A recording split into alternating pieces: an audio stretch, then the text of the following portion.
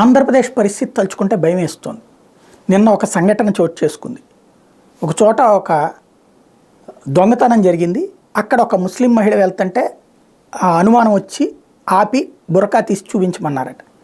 కాబట్టి వెంటనే ఆమె ఇంటి దగ్గరికి వెళ్తే ఒక 300 మంది ముస్లింలు వచ్చి ఇంటి మీదకి దాడి చేశారు. వెంటనే ఈ దాడి చేసినటువంటి వాళ్ళకి సపోర్ట్గా తెలుగుదేశం పార్టీ వాళ్ళు వచ్చారు. అంటే ఏం కావాలి మనకి? ఇప్పుడు బురకా వేసుకుంటే అది మతాన్ని అవమానించడానికి చేసినట్టు ఆ పని. మతాన్ని నిజంగా అవమానించాలని చేస్తే ఖచ్చితంగా మనం అట్లాంటి పని చేయడంలో తప్పులేదు. దొంగతనాలు చేస్తున్నటువంటి వాళ్ళు బురకాలు వేసుకుని వచ్చిన వాళ్ళు లేరా? అట్లాని ప్రతి ముస్లింని దొంగ అంటున్నారా? లేదు కదా. దొంగతనం అన్ని మతాల్లోనూ హిందువులు చేయట్లేదా? క్రైస్తవులు చేయట్లేదా? ఆ మతం వాడు కాబట్టి జరగట్లేదా? పోని అనుమానం వచ్చినప్పుడు అడుగుతారు, చూపించడానికి మతం అడ్డొస్తుందా?